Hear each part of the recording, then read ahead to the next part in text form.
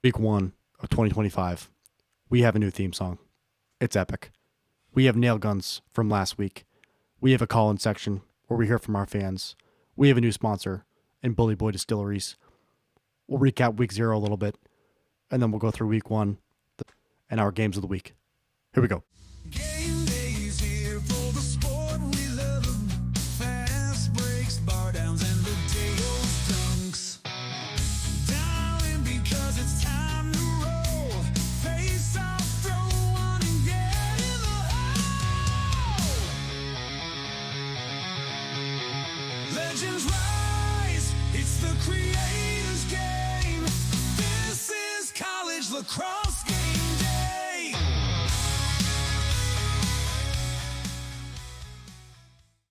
Full body goosebumps. My blood's pumping. If I was wearing a whoop, that thing would be going nuts right now. That was made by AI. It's changing the world as we know it. It's really come a long way, huh?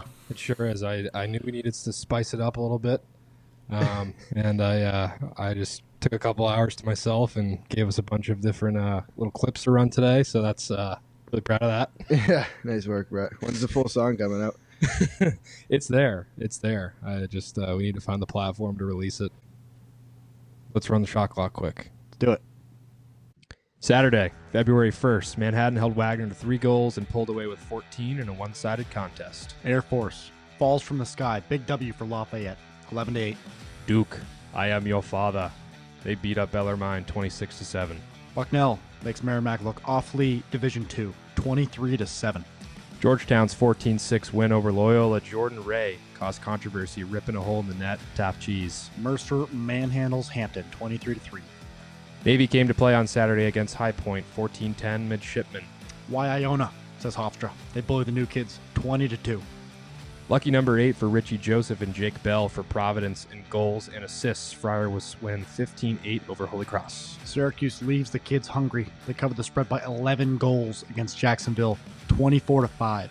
The broadcast was rough, but Rutgers looked good in a solid 10-6 win over Lehigh. Richmond, Maryland, the Terps washed the Spiders out. 12-7.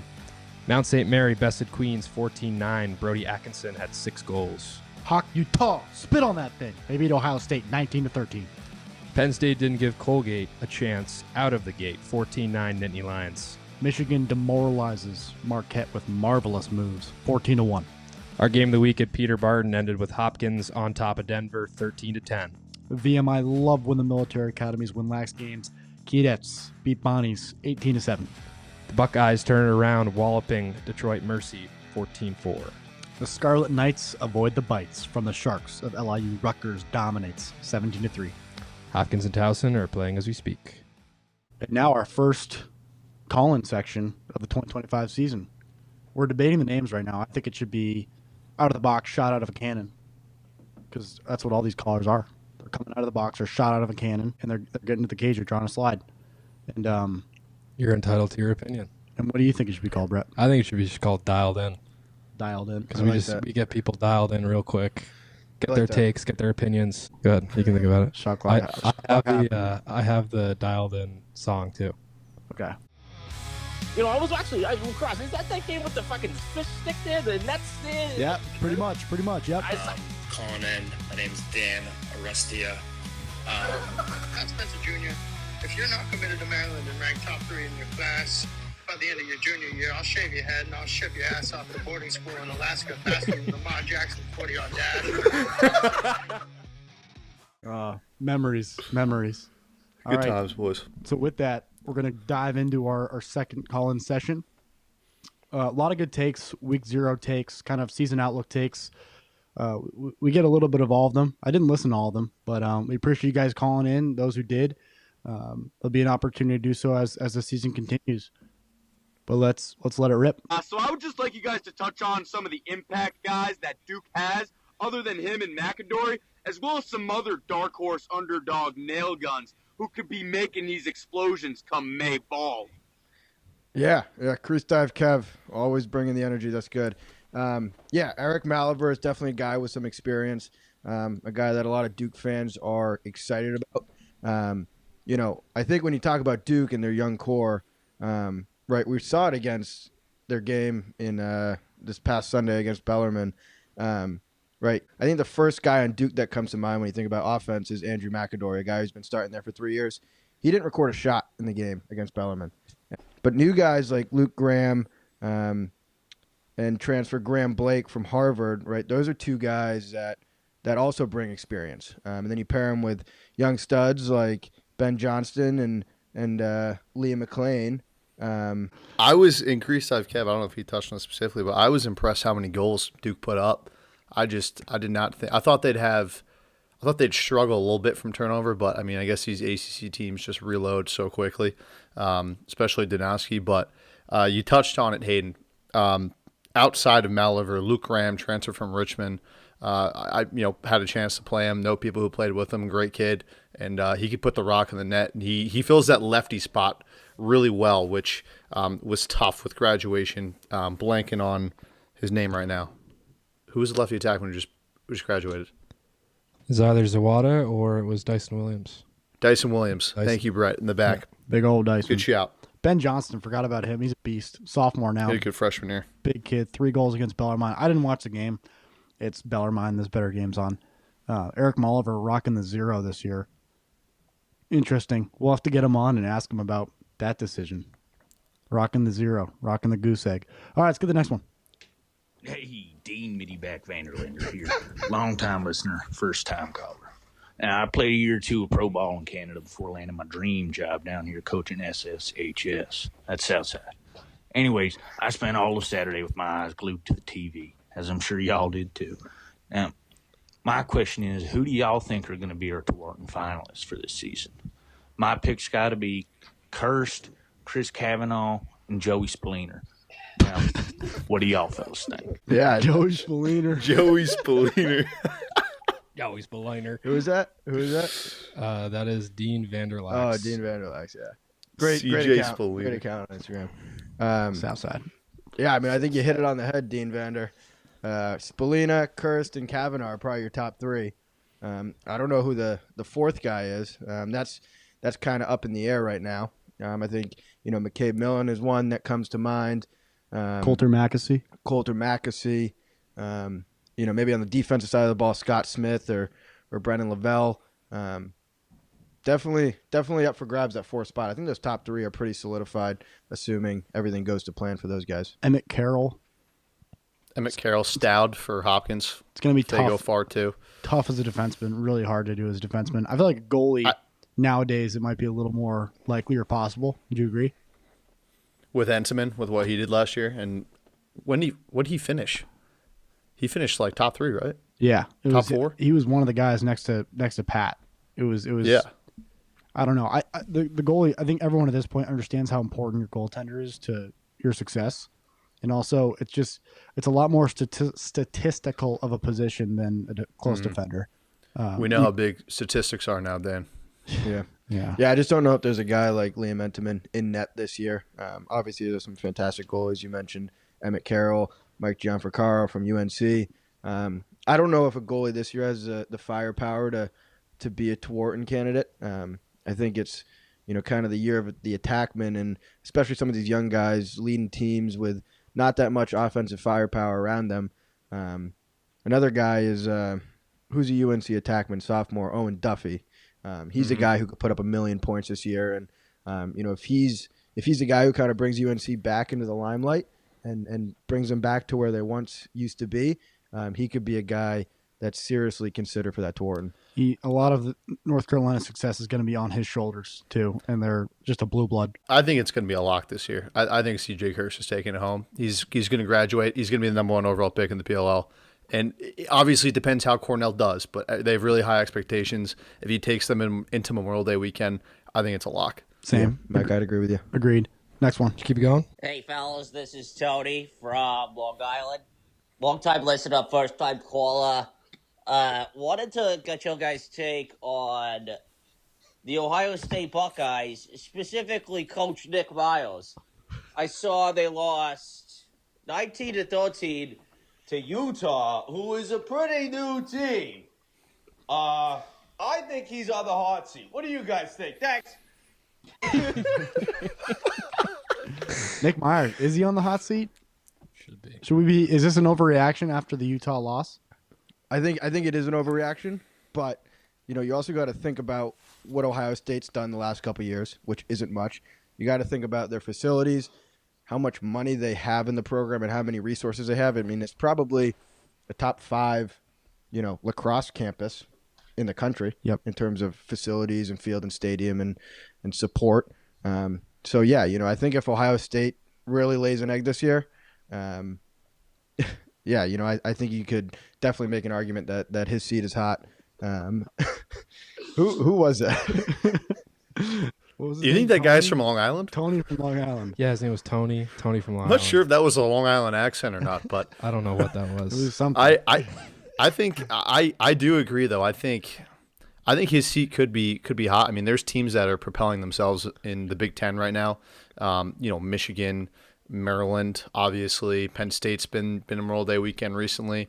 Hopkins is coming back, so I mean, you're competing with some really, really good and up and coming teams. So you got to think of it that way. And like you said, Hayden, they've had some pretty meh years the past few.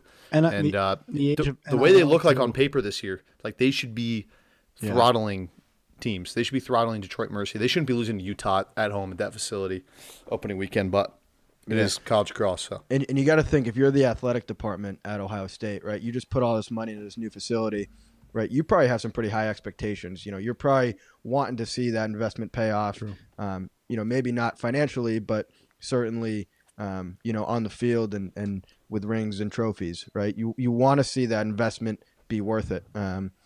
Really, and, there's a ton of people to blame for that loss, but, if you're the head coach, right, it all comes down to you at the end of the day. Agreed. Next one. College Lacrosse game day. That fucking Joey Spalleener snipe was pretty sick, man. That was pretty freaking crazy. See him snipe that corner like that. It almost made me want to go downstairs and, take some of the parents' Tito's and then start slugging it down, you know what I'm saying? I'm just kidding. That was a pretty sick snipe, man. Oh, we don't encourage underage drinking. Don't do that. Stay away from the Tito's. You're never going back. Yeah. But yeah, Spalleener. Spalleener. Spalleener with Spalleener. I had my eyes all over the place. I think once we knew Jacksonville wasn't going to cover, we kind of lost interest in that game. Subject. And apologies from us we'll apologize on behalf of Tommy Locks. That we lose a lot of credibility when that happens. So we apologize.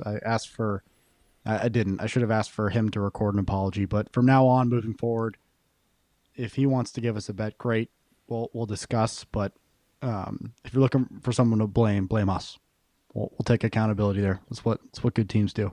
Thumb guys. Yep. We're also owning this week's Yes, that's right. pick, Right. but we'll get there. Next We'll one. get there. Yeah. Let's see. I had one I wanted to say. Yeah, let's do this one. What's going on, guys? Head coach John Mathers here. Look, what I'm about to say is probably going to shake up your world. And the truth is that ground balls, they don't win games. How do I know that? The creator told me. So my question to you guys is, if ground balls don't win games, then what does? I mean, he's right. It kind of did rock my world. He spoke to the creator, so he, You can't argue with that. So we got to find answers for this guy. If the creator, you can't argue with it. Yeah. I want to know how we met him. Probably just doing GBs in the backyard, like you said, Dan, ripping up his knuckles. Probably maybe he just flew out of the sky or something. We'll answer it though. What wins games outside of ground balls? Dan, you mentioned it. Goalie play is probably becoming one of the most important positions in the game, and it's starting to get recognized at the highest awards. And I feel like people are just talking more about goalies, and there's just more goalies that are just game changers in every conference from top to bottom. So, that's where I would start. Yeah, and I think on that, Fogos as well. I think, you're really starting to see some teams differentiate themselves at the face-off X, and that makes a huge difference. Having guys in your specialty positions that are top tier and better than the others on the field makes a huge difference. So like I wouldn't necessarily agree with Mathers that ground balls don't win games. I think we saw this past weekend that, the teams that got more ground balls and won more faceoffs won most of the games, right? If you really do a deep dive into the stats of, any game this past weekend, you'll see that whoever got the most ground balls probably won the game, right? Obviously, there's a few, remissions from that statistic, but ground balls are huge. And I think, cause turnovers, clearing percentage, riding percentage, Time of possession. Time of possession, which all of those things factor into. Yep. Ground balls, clearing. Yeah. Yeah. Then if you want to go like goals Face-offs. and assists, I do think assists are, tend to lead to more success, right? Teams who have more assists tend to move the ball a little bit better, have more cohesive offenses, and not relying on one or two guys, right? They rely on everybody. So teams that have more assists and have more goals off passes tend to score more and win more games. We got more? Yeah, I can probably pull one more. Perry? Yeah, we can get Perry dialed in. This is Will Perry. I apologize for the late submission here, but I do always appreciate an early excuse to get out of the office. This time being my call-in had to be submitted by 6 p.m. for the College Lacrosse Game Day podcast, boss. Sorry, I'll be back tomorrow. First take, UNC. Obviously going to be bullish on them. I think they are the dark horse of the ACC this year, and I think they make it back to the tournament for the first time since 2021. Owen Duffy, Michael G. Carfaro, Peter Tomlin, Brady Wambach, Ty English. I think those guys are going to lead from the front. I really, really like that squad this year. They've got everything that you do need to make a run. They got a scorer. They got a guy that's going to get the ball every single time at the X, and they've got one of the best goalies in the country with the number one cover guy in Tomlin. So I would be really, really high on them this year. Watch out for a lot of noise to be coming from Chapel Hill, outside of just all these football lacrosse recruits who are landing. Yeah. Go. No, we can cut it there. And yeah, no, I agree with Will. I think this is UNC's year. Right. There's been a lot of talk about them the last couple weeks about, if they don't do it now, then when are they going to do it? Right. They have everybody that they need. All those guys that Will just listed. Right. They have one of the best goalies in the country in John Fricaro. They have one of the best face-off men in the country in Wambach. Right. They have some young attackmen like, why do I keep forgetting his name? Duffy and Petramala. Right. And a whole other bunch of guys at the midfield that can score goals. Right. So if not now, then when for UNC? Right. Another school that has the players, the coaches, the talent, the facilities, everything they need to be successful. And they need to make some noise because they haven't done it the last couple of years. Agreed. You say if not now, when? I guess Cuse is saying the same thing though, right? Isn't this Cuse's year? So it's so tough in the ACC. I mean, there's so much turnover, but at the same time, I look at Duke, I look at Notre Dame, and I look at UVA. I'm like, they're fucking good too.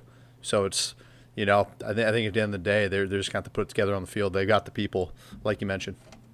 It's so, the expectations are so high. And you remember that trip that Carolina went on last year, their Long Island road trip, where they played Stony Brook, Wagner at Wagner. I'll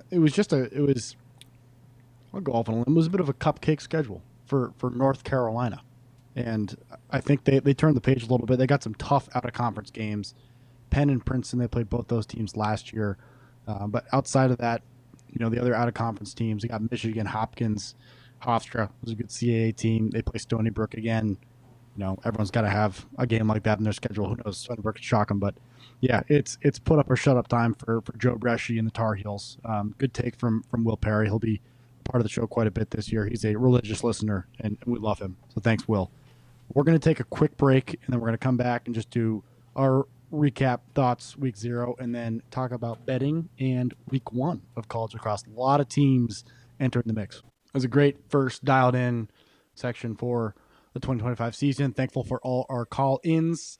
Now we're going to do our nail gun of the week, and Brett's got a jingle for us. Water guns, that's a birthday party. That's a birthday party thing. A nail gun. For children. A nail gun puts a nail in something, and it stays there for 30 years. And it does. and it keeps it there. And these nail guns are keeping their programs on top.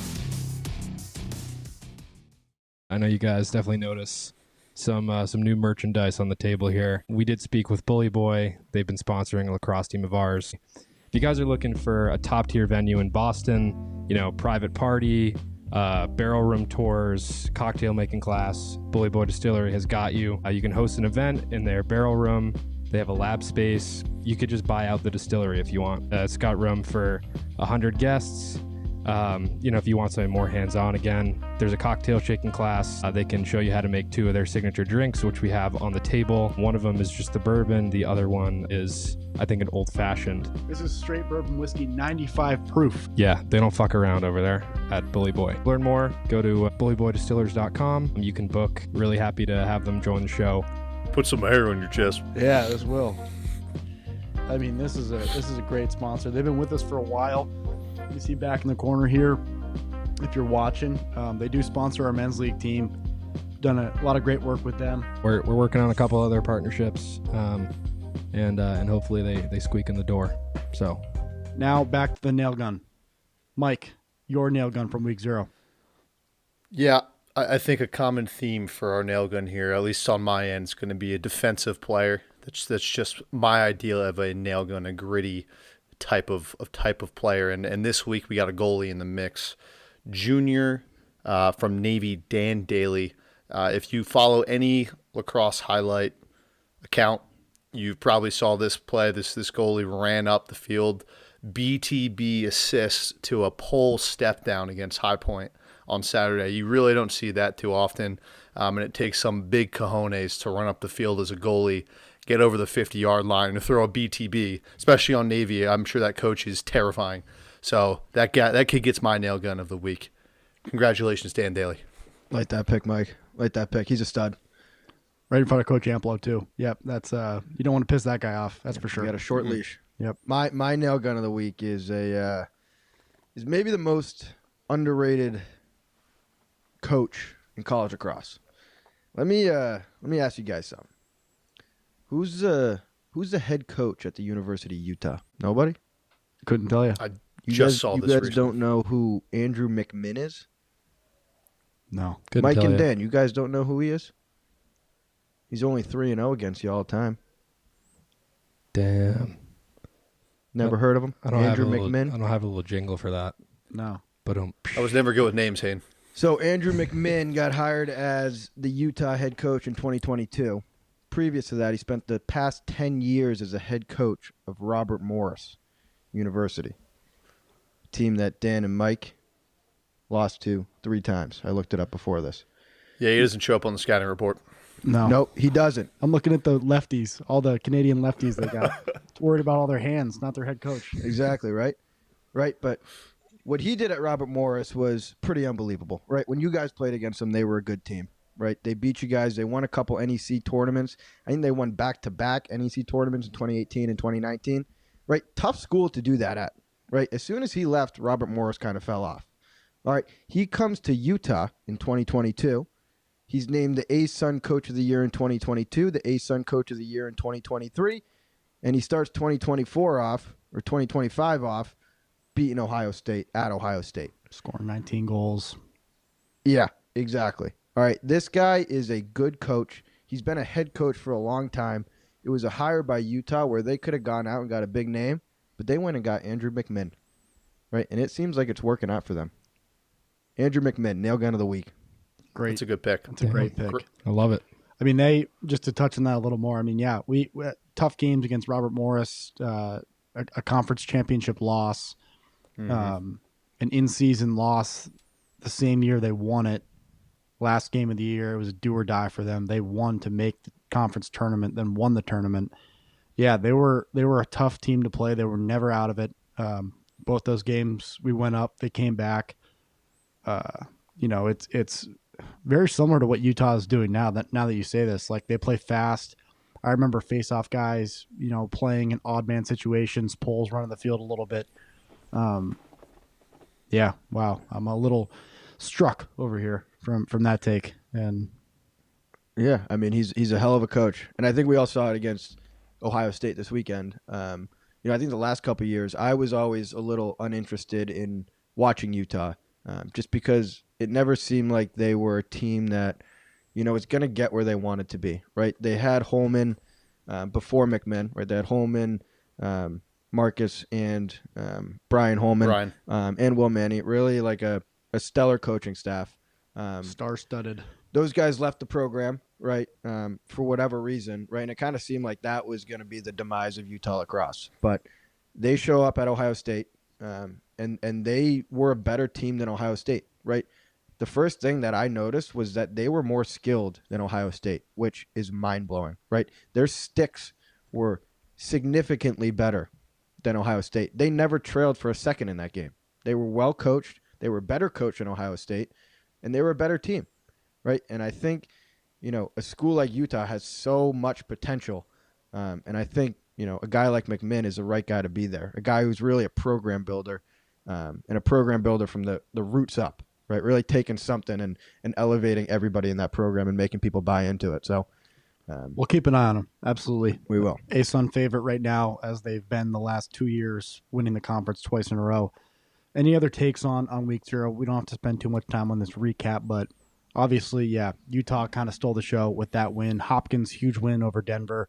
Almost forgot about that after the Towson game tonight, but Hopkins flies out to Denver, Colorado, go to Peter Barton, get a huge win against Brett, your boy. Your boy started an attack, front of the program. Yep.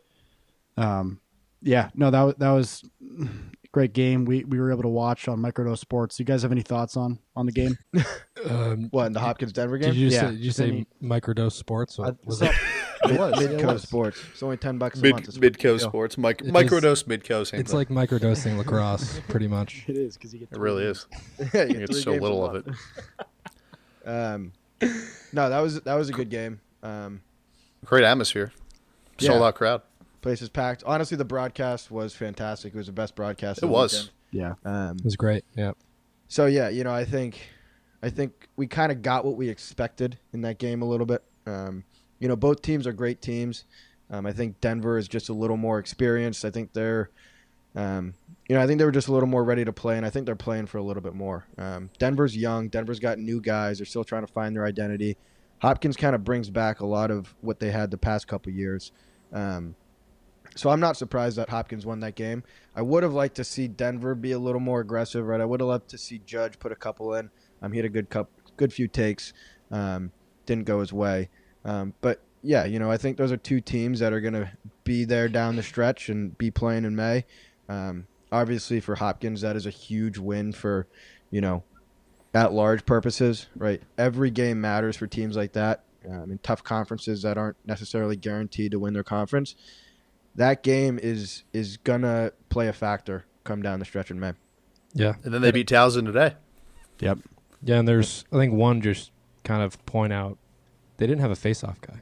Mike Lampert told us. Yep, Hayden he was on ready site. for it. Hayden knows how much of an asset Stakathis was last year. Yeah. I didn't see that rule you mentioned last week might come into effect. I'm sure it did. It had to in one of the games. Rutgers gets it done against Lehigh. Maryland wins by 5 against Richmond. Penn State figures out they avoid the upset against Colgate. They win 14-9. Michigan looks really good. 14-1 against Marquette. Almost a shutout in that game. Georgetown gets it done against Loyola. Any other takes, thoughts from week 0? Sweet. So for the rest of our games, outside of our games of the week, our all guts, no glory section. Get thoughts from our analysts if they have any. Also, the lines for these games. We're going to have a more in-depth discussion about these momentarily. Starting Friday, Vermont at Syracuse, Mercyhurst at Bellarmine. Mercyhurst's first Division I game. Lafayette goes to Binghamton after a big win against Air Force. Providence at Bryant, great rivalry, always is. Colgate at Virginia. Duke at Jacksonville, another cupcake for Duke. Canisius at Hobart. Hobart opens up the season. All very excited about that. Right, Michael? St. John's at NGIT. Great game here. Bobby Moe at Richmond. Maryland goes to Loyola. Stony Brook at Rutgers. Denver at Air Force. Delaware at Utah. And then on Sunday, we have Penn State at Villanova. Then Monday, good out-of-conference midweek game. Towson at Syracuse. Fellas, any thoughts on any of these tilts this weekend? Yeah, a lot of good games. First one for me right off the bat is Providence at Bryant. Always a good game. I like Providence a lot this year. I like Providence winning that game. I think what they did against Holy Cross last week was pretty impressive. Two good attackmen down there who kind of feed off each other. Good goalie in net, and a team that I'm pretty high on this year. Mike, any thoughts on these? I love Delaware at Utah. I do think that this game got a lot more interesting after Utah upset Ohio State. And Delaware is always a great team, so that'll be a fun one. And then I also just think the Sunday game and the Monday game, kind of a little odd end of week there. Penn State at Villanova and Towson at Cuse are just great games to keep an eye on. Penn State, Villanova, it's probably Flow Live, if I had to guess. Probably a CAA stream, yeah, or Big Yeah. East. But that's our All Guts, No Glory section. We're very lucky, to say the very least. Yeah, these are our games of the week. We have 3 games of the week. Our games of the week. We're just fired up to present to you our games of the week. Here they are. Our first real games of the week of the 2025 season. Hell yeah. The first one's a no-brainer. Number 15, Michigan, goes to at number 16, North Carolina. Carolina in my mind. Carolina is a 2.5 goal favorite in this game. Michigan coming off a dominant defensive performance in week 0 against Marquette. Hayden. Yeah.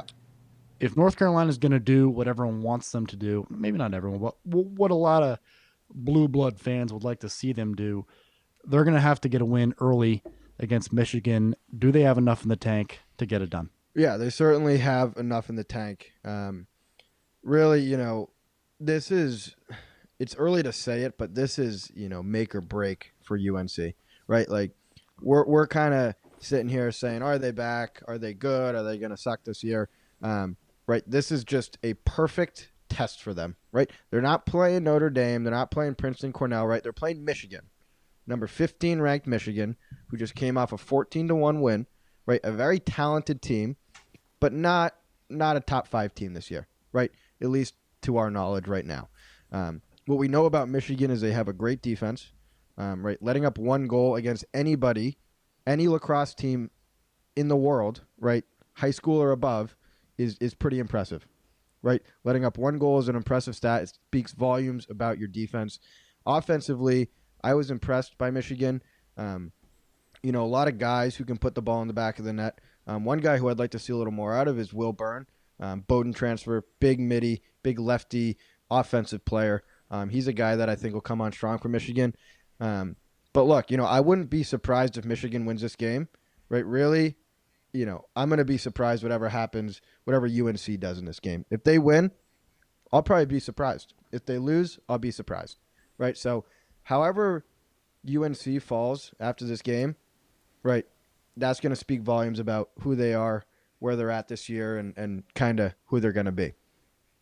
I'm also excited. I think Bill Belichick will 100% be at this game, so definitely excited to see that. There's going to be a lot of coverage on that. He's probably so thrilled.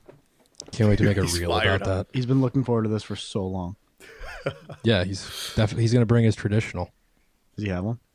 Definitely. He has an Alfie does. Jack. He has special. an Alfie Jack. Patriots mesh design.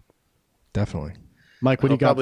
He'll probably have like a full on paper with like stats, just writing down shit for no reason besides like tickling his own fancy. But I love Michigan against the spread here. Hayden mentioned it. I mean, holding Marquette or any Division I lacrosse team to 1 goal is very rare. I don't really ever see 1 on the scoreboard. Even the worst teams playing the best teams usually get 3. So that's impressive, and they're led by Pace Billings, transferred from Princeton down at D. I'm sure he'll be on Owen Duffy. I'm not entirely sure. I didn't really get to tune into that Michigan Marquette game and who's their cover guy or even who Marquette's best attackman was with 1 goal. Can't really tell. But their goalie, Hunter Taylor, was really good in that game as well. I think he had like 90% save percentage or higher. Wow. Big Ten player of the year. Preseason Big Ten player to watch for this season. So I mean, they got a stacked defense. It would seem.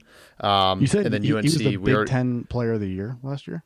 He was the Big Ten player to watch in 25. Got it. Wow. Which is obviously, you got Logan McNaney wearing number 1 this year, and he wasn't even that. So I think that's a testament to how good this kid is. But and we talked about UNC's offense. I mean, to almost nausea today. But they got firepower. I think something that wasn't mentioned was Owen Duffy and Dominic Petramala. Both were tied for most goals in a single season by a freshman at UNC, which I believe was 32 goals. So they're going to be sophomores. They have a lot of experience. So that'll be a fun matchup to watch, offense versus defense, in a Big Ten and ACC matchup. You have to think that Michigan is just thrilled to get in a plane, fly to North Carolina, go play some lacrosse, and maybe not beautiful weather, but a lot better than the average day in February in Michigan. So they're going to be hyped. Second game of the week, Georgetown, number 11 Georgetown at number 8 Hopkins, both coming off wins. Hopkins coming off of 2 wins. Always a good early season game. 2 blue bloods. You could say Georgetown's a blue blood. Mike, I'll start with you. Georgetown having the run they did last year. I think both teams got to the quarterfinals, I believe. Does Georgetown have what it takes to do this again? And it's weird because Georgetown, just talking about them with a non-lacrosse fan last week, the ups and downs of the program, because they had some bad seasons, I think, 5, 6, 7, 8 years ago maybe. We talked to Dan Bucaro last year. He was in the show, talked about the change they made internally. Their head coach Kevin Warren's done to get them back to the top, but win the Big East, 6 years in a row? 6 years in a row. Something pathetic for a conference of the prestige of the Big East. But they got to go prove it against a Big Ten team, and they have a good feeling their season's going to come down to a matchup like this in the tournament. Yeah, I mean, you mentioned a lot of things there. I couldn't tell you right now on paper Georgetown's going to make it to Memorial Day weekend, but they've set a standard there, right? You said it, the last 6 years winning the Big East, that is a tough conference to win once in 10 years, once in 5 years, let alone 6 in a row, with the teams in that conference, Denver, Providence, Villanova, you name it. But I mean, I do think making it to a championship, right, you need a very good defense and you need a good offense. That sounds stupid. But as far as their defense goes, Ty Banks is an absolute stud.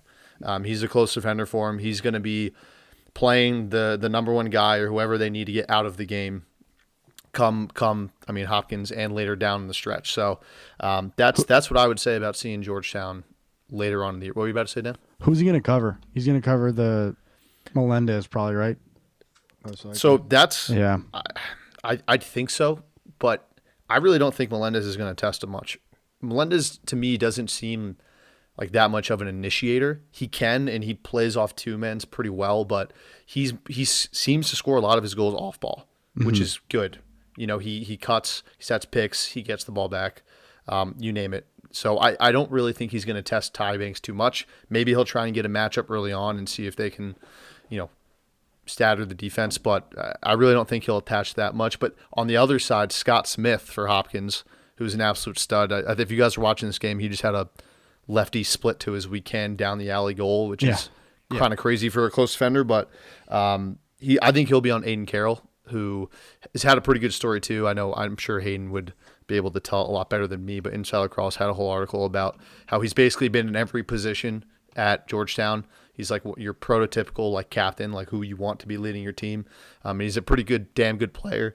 From what I saw from the first week and from last season, he likes to dodge from the top wings, either out of the box or top wing with a 2-man game. So I think you'll see a lot of that action trying to get Scott Smith off the matchup. But those will be fun to watch. Yeah, Mike, I think that's a good analysis of it. I wouldn't be surprised if Ty Banks covers Matt Collison coming out of the midfield for Hopkins. He is kind of their I would say he's a number 1 guy, number 1 threat anytime he's on the field. Melendez is another guy who had a slow season last year but went 4-1 last week. A good player who deserves respect from an opposing defense. So I could see either of those matchups working out for for Georgetown. I think when you think of Georgetown, right, Aiden Carroll is the guy who comes to mind. There is a great article on Inside Lacrosse that you should all read. Aiden Carroll was a walk-on, never saw any time as a freshman, and then kind of gradually worked his way up to being a fifth year and being the lone captain at Georgetown. So he is their guy. He was their guy last year. He exploded offensively. And I think, Georgetown is going to go as he goes. That's not to say they don't have some other studs on offense as well. Patrick Krogan, sophomore midi out of Massachusetts, is another guy who, got some run as a freshman last year, and he impressed me a lot. So he's a guy to keep an eye on. And then Fulton Bayman is another attackman who had 4 points last week, Notre Dame transfer, so he has some valuable experience there. But yeah, this is a great matchup. And again, this is going to have big, at-large implications come May, right? I think neither of these teams are locked in for, an at-large bid and a bye week in the NCAA tournament. So I think, whoever wins this game it's gonna play a factor when the decisions are made for who gets those bye weeks and who has more valuable wins. So big game, a lot to look forward to. This will be a good one. 100%.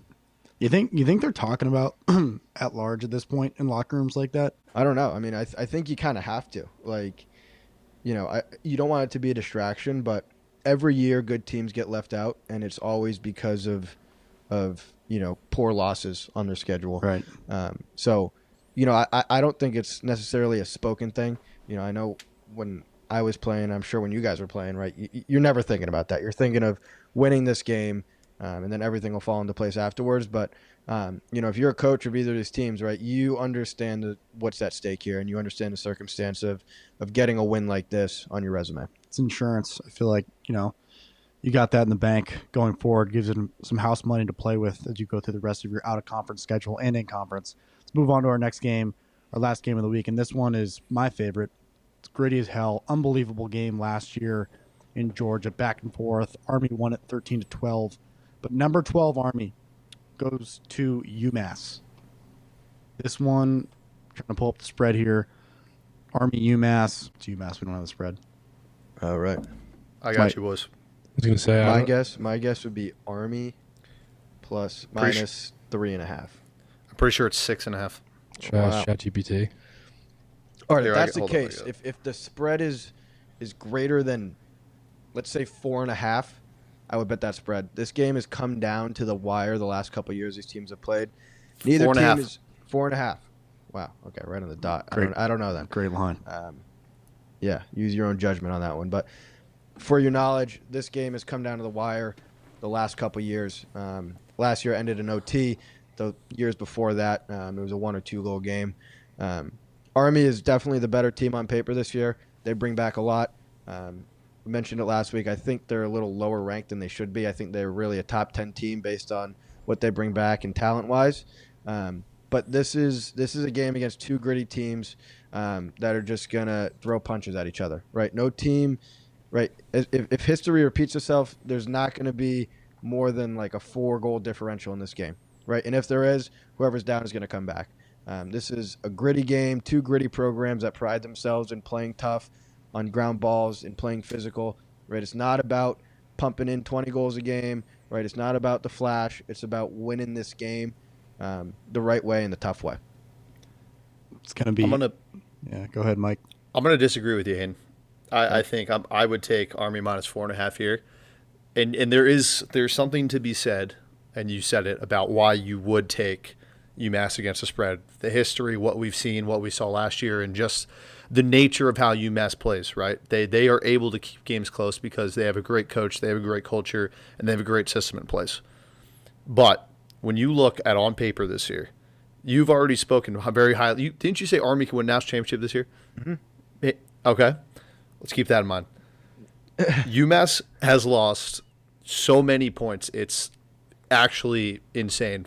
For my calculations, they've lost 189 points from last year, UMass. They lost all 3 of their attackmen, which were all seniors. That was Mike Tobin, Mason Bregman, and Shane O'Leary. And then they also lost, I believe it was the next 4 of their top scorers to graduation. You're going against a good Army defense. They have studs everywhere. I think UMass always has a good defense. They always have good players. I get it, but that is such a hard thing to overcome, especially in your first game in a new era and turning of the page for UMass. So I'm all over Army minus 4.5. Yeah, Mike, that actually does remind me too. They also lost their goalie, Matt Note, who was at least an honorable mention All-American. He was a stud. They lost their face-off guy, the Drip King, to Liberty. So they did lose a lot. I don't think that really matters though. Like, I think these teams are just, coached to not give a shit about that. And they're coached to come out and just go at each other. And it's at UMass.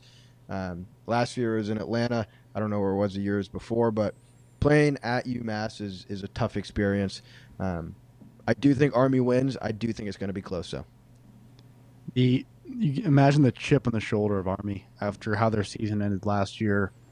I think everyone thought, even, top of this industry, Dan Arestia, I think everyone thought they had, they were a shoo-in for the tournament to get an at-large bid, just given their resume. They get a couple Patriot League losses late, and they're home early. I can't imagine the fire behind what they've been doing and the passion behind every practice, every workout, and going into this game. So I'd be pretty scared, honestly, if I were a UMass team was about to catch these guys hot. They've been doing push-ups and shooting guns for the last 6 months near the Hudson Valley in New York. So let's see what they're going to bring out to Western Massachusetts. I'm hungry, Dan. You're hungry? Well, so is my family. I think everybody's starving. I think we can help you out. I think you can too. We left the families very hungry last week. But we're not going to do that again because we're smart and we learn and we improve. That's what we do. So here are Feed the Family picks for week 1 of college lacrosse. Do we have a cool song for this one too? We don't yet, but that's coming. I think it's pending. Do you want me to throw out a couple games that I like? Not necessarily feed the families, but a couple to get your minds churning a little bit. Sure. I think we could all do that. Okay. Mike, if would you want to jump into that? I'll let Hayden run here, and if I have anything outside of it, I'll let you know. Please, all thoughts are important. All right. First game I'm looking at, Vermont plus 12 at Syracuse. We didn't learn our lesson about betting against Syracuse last weekend. We let you down, but Vermont is good this year. I'm not saying feed the family with this one, but I'm just saying keep an eye out for it. That's a big spread, 12 goals. Vermont's pretty good. Next, Michigan is plus 2.5 against North Carolina.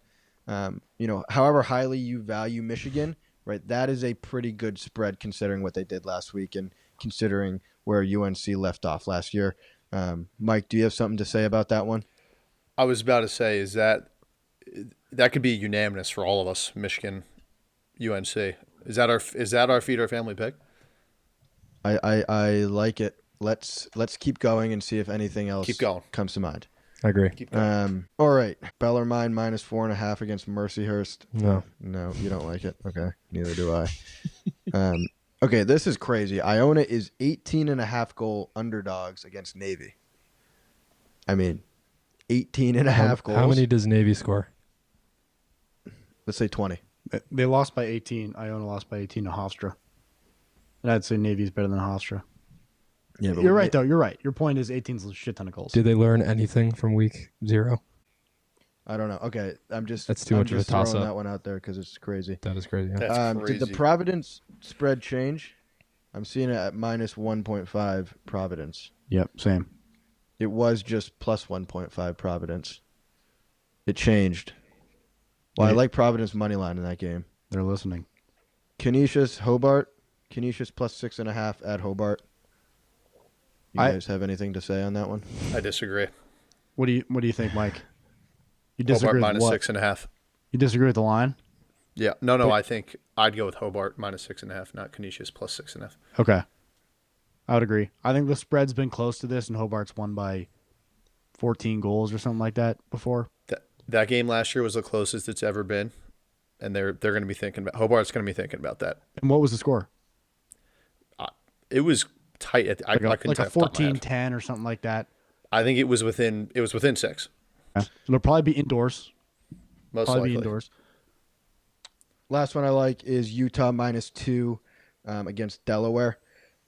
This might be a little surprise, based off how high we are on Delaware and how high we were last year on Delaware, but they lost a lot. They lost J.P. Ward. They lost Mike Robinson, 2 professional guys, their top scorers.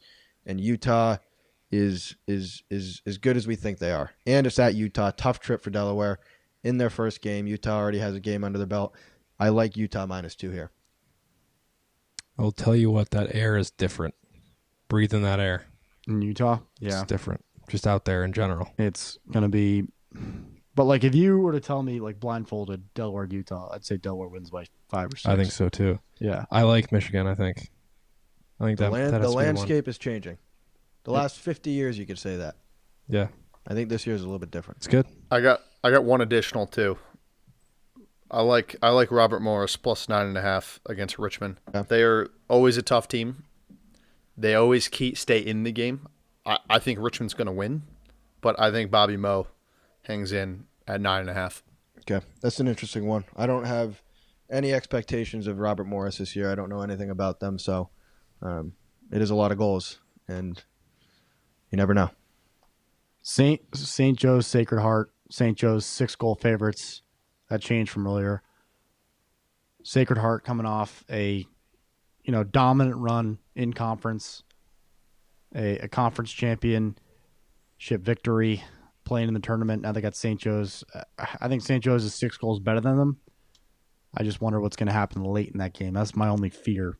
And I think St. Joe's is losing a lot of guys, no? Like, Mike, they're losing a lot of guys. They lost their entire attack line. Yeah. Levi Anderson, Carter Page, Matt Bomer, and Will Bomer, Matt Bomer. And they played together for what, like 4 years? 3 years, 4 years? They were the starting attackman there for 4 to 5 years, yes. And Torrin Eccleston, D2 transfer. Yeah. Mm-hmm. Okay. Had 8 goals last weekend in the NLL. So do we have a feed the family pick? Are we feeding the family with any of these? Mine would be Utah -2. Well, But that's mine. I don't know if we all agree on that. if you're going to the grocery store, Mike, and you have your measly little broken wheel cart, what are you throwing in there for the kids at home? If I'm making sure that my family's getting fed, I'm going Michigan +2.5. I like that too. Michigan +2.5. I'll give one, if that's okay. Brett, you go first. No, I agree with Mike. I liked it when we brought it up earlier. I'm probably going to go with that. Maybe we'll do a little parlay, but parlays are risky. They don't feed the family as easily, so we'll see. I'm going to take Denver -6 at Air Force. Denver's coming off a loss. They had the whole city of the whole city of Denver at their game. Peter Barton's packed, and they let them all down against Johns Hopkins. Now they're going to Air Force, who just lost to Lafayette. 6 goals is not a lot for Denver, who was just in the Final Four against Air Force. I know it's always a competitive game. I think Air Force maybe is even, I don't know if they've won this game recently, but it has been, 1 goal, 2 goal, 3 goal game sometime within the last few years. But I think Denver just smacks them. I think they just smack them in the face. Dan, I like it. Yeah. We got a lot on the line, fellas. That's 3 feed the family picks. Oh boy. People are going to be eating good or starving? Starving. So what are the 3, just so we can reiterate this? Michigan +2.5 at UNC. Utah -2 against Delaware at home at Utah. And Denver -6 against Air Force at Air Force. Staring into the camera. His word is his bond. Listeners, thank you so much for coming back for another week. We're going to continue to do the call-in stuff, make it fun, make it interactive. A lot more teams coming into the mix. Juiced up for it. Thanks again for joining us. We'll see you next week. Let's play lacrosse. Game days here for the sport we love 'em. Fast breaks, bar downs, and the day-old dunks. Darling, because it's time to roll. Face off, throw one, and get in the hole. Legends rise, it's the creator's game. This is college lacrosse.